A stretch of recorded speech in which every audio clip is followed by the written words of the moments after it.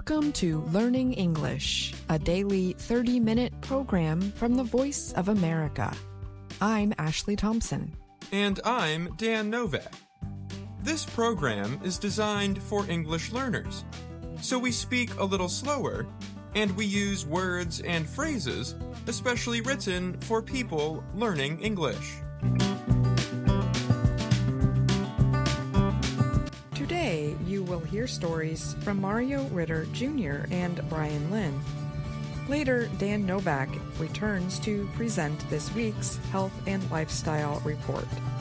We close by hearing today's Lesson of the Day from Andrew Smith and Jill Robbins. But first, here is Mario Ritter Jr. The Roman Catholic Church has declared its opposition to sex change operations and surrogacy. The Vatican said those activities violate human dignity. It compared them to abortion and euthanasia, saying they reject God's plan for human life. The Vatican issued a 20-page declaration called Infinite Dignity. The document took 5 years to produce. It came 4 months after conservatives reacted to Pope Francis's support for same-sex partners. Supporters of gender theory say that gender is more complex than male and female. They say a person's sex depends on more than sexual qualities that can be seen. In the document, the Vatican repeats its rejection of gender theory, or the idea that a person's gender can be changed. It says God created man and woman as biologically different, separate beings, and said people must not change that plan or try to make oneself God. It follows that any sex change intervention, as a rule, risks threatening the unique dignity the person has received from the moment of conception, the document says. It notes the difference between gender-changing surgeries, which it rejects, and medical operations to correct genital abnormalities that are present at birth or that develop later. It says such a medical procedure would not constitute a sex change. Supporters for LGBTQ+ Catholics criticized the document as outdated and harmful. They warned it could lead to violence and discrimination against transgendered people. In the United States, Republican-led legislatures are considering bills to restrict sex change operations on children. Francis DeBernardo is with the New Ways Ministry, which supports LGBTQ+ Catholics. He said, as the document talks about respect, honor, and love for human life, it does not apply this principle to gender-diverse people. The Vatican also declared opposition to surrogacy, the practice of implanting a fertilized egg in a woman to carry a fetus for someone else, usually for money. The document calls the practice deplorable, saying it violates the dignity of the woman and the child based on the exploitation of situations of the mother's material needs. It quotes Pope Francis as saying, "A child is always a gift and never the basis of a commercial contract. Consequently, I express my hope for an effort by the international community to prohibit this practice universally. The document restates the well-known Catholic position in opposition to abortion, a medical operation to end a pregnancy, and assisted suicide or euthanasia. Cardinal Victor Manuel Fernandez said in a statement that Pope Francis approved the document after requesting that it also include poverty, the situation of migrants, violence against women, human trafficking, war, and other themes.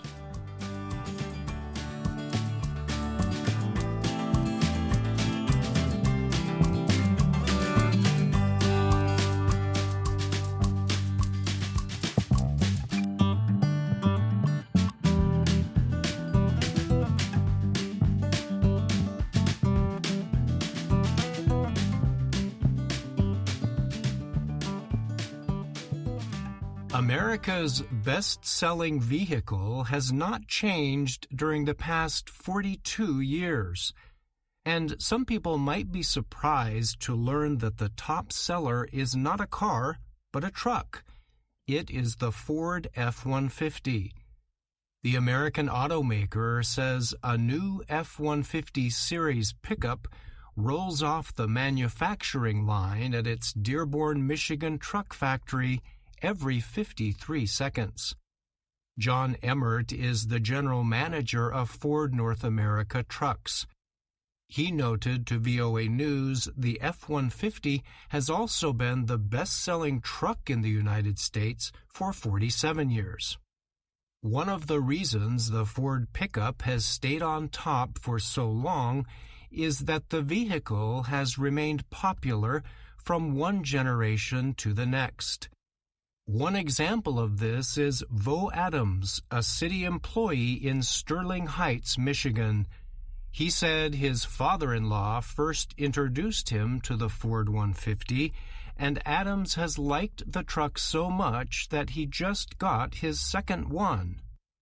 "I'm just going to stick with the truck because I bought a house and I've got to move furniture, got to do yard work, so I needed it," Adams told VOA.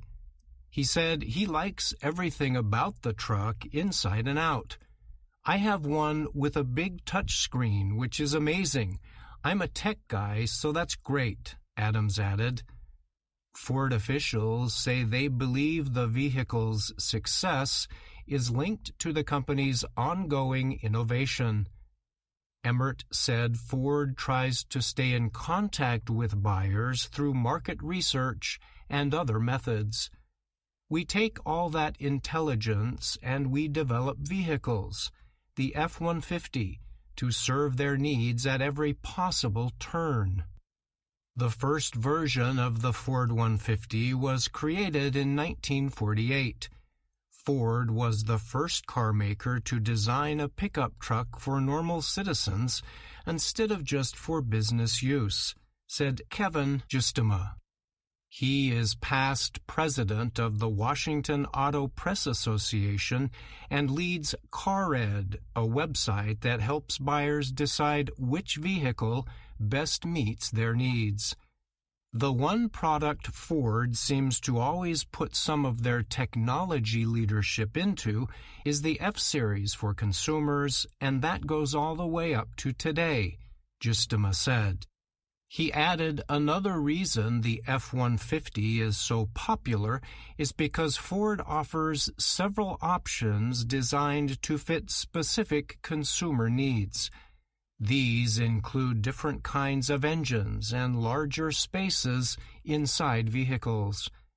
You need people to build vehicles. If you look at all the technology that's coming out, it's really about a collaborative space, said Corey Williams. He is the manager of Ford's Dearborn truck factory. Williams noted that every workstation has its own computer that helps employees design the vehicles and control quality on the manufacturing line. Williams said there are several reasons he thinks consumers keep coming back year after year after year. It's the technologies. It's the interior.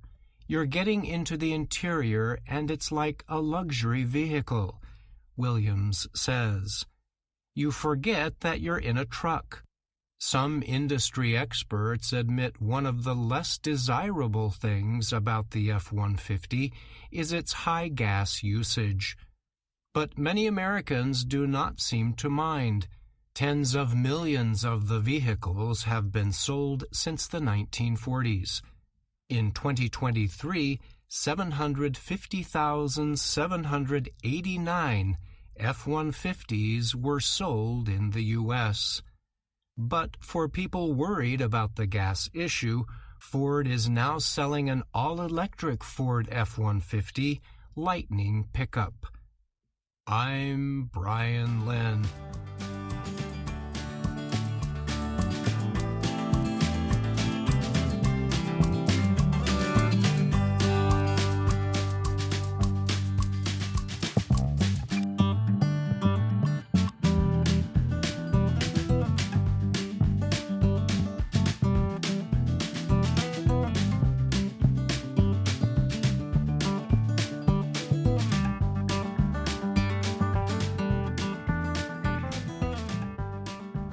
Some of the deadliest diseases to infect humans have come from pathogens that jumped from animals to people.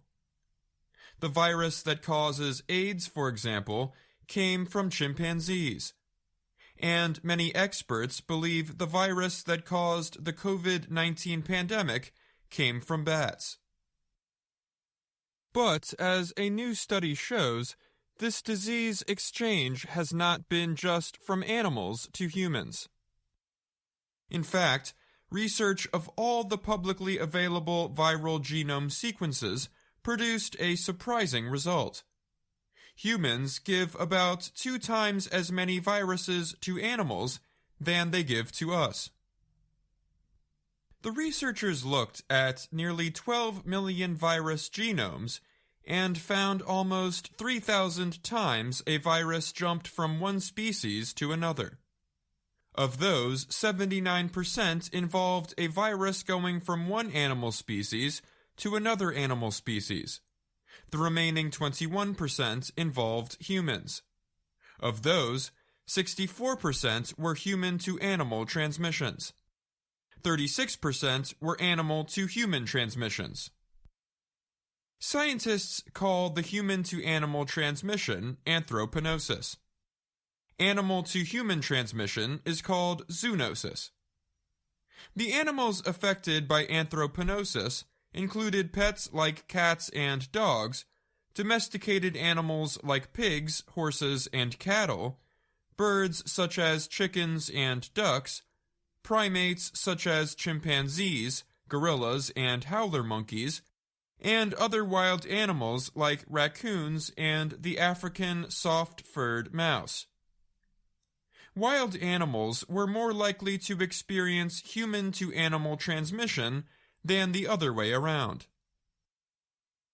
The study represents humans' large impact on the environment and the animals around us, said Cedric Tan. He is a doctoral student in biology at the University College London Genetics Institute. He was a lead writer of the study, which appeared recently in the publication Nature Ecology and Evolution. People and animals carry many microbes that can jump to another species through close contact. The study looked at viral transmissions involving all the vertebrate groups: mammals, birds, reptiles, amphibians, and fish. Viruses go between species in the same ways viruses are transmitted between humans, Tan said. That includes direct contact with infected fluids or getting bitten by other species, amongst others. but before the virus enters a different species, it must either have the biological toolkit or acquire host-specific adaptations to enter the cells of the new host species and exploit their resources, 10 added. Over thousands of years, pandemics that have killed millions of people have been caused by pathogens like viruses, bacteria, and fungi that crossed over to people from animals. Francois Ballou is director of the University College London Genetics Institute and one of the study's co-writers. He said a large majority of pathogens in humans came from animals at some point in time. The current biggest threat is probably bird flu H5N1, which is circulating in wild birds, he said. The main reason recent pathogen jumps can be so harmful is because the population of host species has no pre-existing immunity to the new disease, he added. In the 14th century, the bacterial disease bubonic plague killed millions of people in Europe, Asia, the Middle East, and North Africa. It was caused by a bacteria normally found in wild rodents. And present-day diseases like the Ebola virus similarly came from animals. Most species-to-species transmissions are of little threat, Ballou added. In most cases, such infections lead nowhere, as the virus is poorly adapted and there is no onward transmission in the new host, he said. I'm Dan Novak.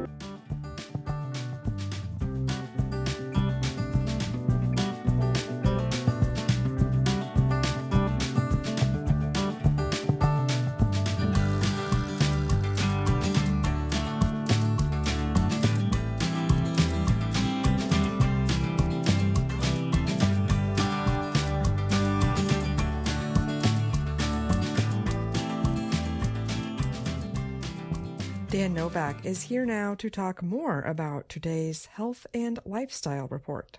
Welcome, Dan. Hi, Ashley. Thanks for having me. So in your report, you mentioned zoonosis and anthropognosis. Can you explain again what these two terms mean? So anthropognosis is when a disease jumps from humans to animals. Zoonosis is when it jumps from animals to humans. And it turns out that anthropognosis is much more common, correct? That's right. That might be a bit surprising just because there's a lot of attention on diseases that came from animals like AIDS or Ebola or even COVID. We forget that humans spread diseases to animals just like animals spread diseases to us. But I was surprised to learn just how more common human-to-animal spread is. Why can animal-to-human transmission be so harmful?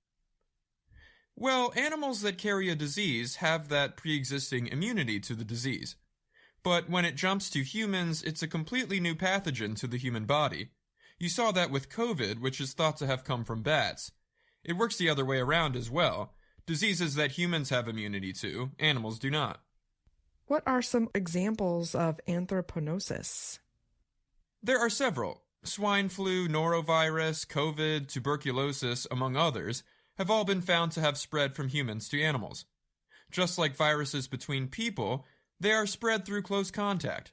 So these diseases are often spread to pets or domesticated animals like pigs or horses. Well, thanks for answering those questions, Dan, and thank you for that report. You're welcome, Ashley. VOA Learning English has launched a new program for children. It is called Let's Learn English with Anna.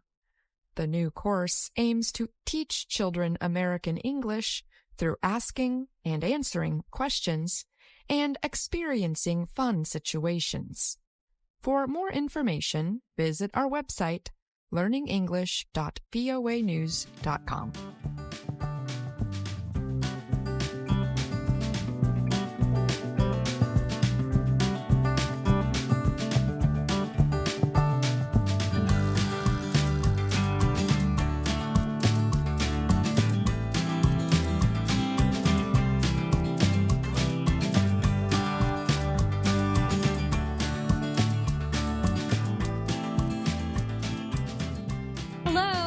My name is Anna Mateo. And my name is Jill Robbins. And I'm Andrew Smith. You're listening to the Lesson of the Day on the Learning English podcast. Welcome to the part of the show where we help you do more with our series, Let's Learn English. This series shows Anna Mateo in her work and life in Washington, D.C. In Lesson 18, Anna tries something new at work, reading the news. Her boss, Miss Weaver, is coaching her on how a professional journalist should read. She wants Anna to give the facts without showing any emotion. But we all know Anna. It's hard for her to do that because she becomes so excited about each story she reads. Let's hear some of the lesson. Hello from Washington, D.C. Today at work, I am reading the news for the first time. I am really nervous, but my boss, Ms. Weaver, is here to help me. Now, Anna, remember, when we read the news, we are always reading facts. We never show our feelings. Sure thing, Ms. Weaver. Great. Are you ready? Yes. Okay. Let's try the first story. Hello, and welcome to The News. A new book is very popular with children and families. This is it. It is about a lost duckling. The duck's mother cannot find him. Stop. Anna, when you say the words duck and duckling, you look really sad. I do? Yes. Sad is a feeling. Sad is not a fact. Sorry. Let me try again. I see. Ms. Weaver is trying to teach Anna to read objectively. That means to tell the facts without adding your own feelings. Anna shows her feelings both in her face and in her voice. Andrew, you know, our listeners might think the opposite of the adjective objective is subjective. In some cases, that's true. But there's another word we use when we talk about reporting news. When someone presents the news in a way that makes it seem worse or more shocking than it really is, we call it sensationalist. Subjective means we show our personal feelings or opinions about something. When we do that with the news and make everything seem terrible, you would call it sensationalist. Now I see why Ms. Weaver wants Anna to read the news objectively. Yes, we've all seen what happens when the news is sensationalized. People get worried. So Anna gives it another try. Let's listen and see if she can do it better the next time. Okay, she's trying again. And go. Hello, and welcome to The News. A new book is very popular with children and families. This is it. It is about a lost duckling. The duck's mother cannot find him, but a family gives him a home. Stop. Anna, you are doing it again. This story is very sad. Well, that didn't go so well. Did you notice that Anna changed the way she said one word, him? The second time she read it? Listen to that again. The duck's mother cannot find him. I think that's because she's feeling so strongly about the story. But we hear a shorter form of pronouns quite often in American English. One example of shorter forms is that phrase we use to encourage someone trying something new. Go get 'em.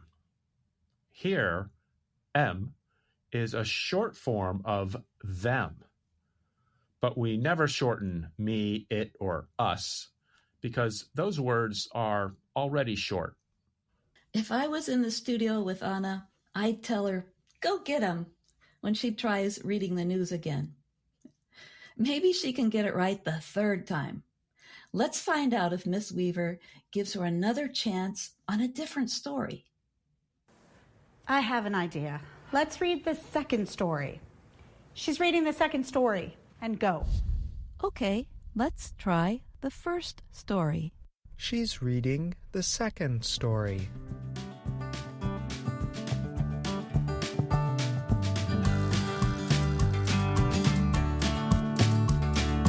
Hello, and welcome to the news. In Indiana, a grandmother is the first 80-year-old woman to win the race car 500. That is awesome. Stop. Stop. Anna, please. No feelings. Right. But it is awesome that an 80-year-old grandmother wins a car race. Just the facts, Anna. Right. Hello, and welcome to the news. In Indiana, a grandmother is the first 80-year-old woman to win the race car 500. She rarely talks to reporters, but when she does, she often says, "Nothing can stop me now." I am very happy for her. Stop, stop, stop. Anna, you cannot say you are happy. But I am happy. But you can't say it. Why? This is the news. Happy and sad are feelings. You can't have them in the news. Okay, I got it. There's another useful expression. Anna says, "I got it," to show she understands Ms. Weaver. It's a little informal, and it's a shorter form of "I have got it." If you listen to the rest of the story, you'll find that she finally does understand what Miss Weaver's trying to teach her. And her boss uses the same expression, too. What can I do, Ms. Weaver? Take out my feelings and put them here on the news desk? Yes! Yes! That's right! Now you've got it! Once again, I'm Andrew Smith, and you are listening to the Lesson of the Day on the Learning English podcast. To review, we've learned some short forms for pronouns, like im or em. But now we're almost out of time. But I think there's just enough time for a little chant with our reduced pronoun forms. Are you ready, Jill? Let's give it to them. Listeners, try to repeat after we say the lines. Can you find him? I can't find him. Can you see her? I can't see her. Did you tell them? I didn't tell him. Did you get it? I got it. Well, that's all for the lesson of the day today. You can learn more on our website, learningenglish.voanews.com. You can also find us on YouTube, Facebook, and Instagram. And thanks for listening to the Learning English podcast. I'm Andrew Smith. And I'm Jill Robbins.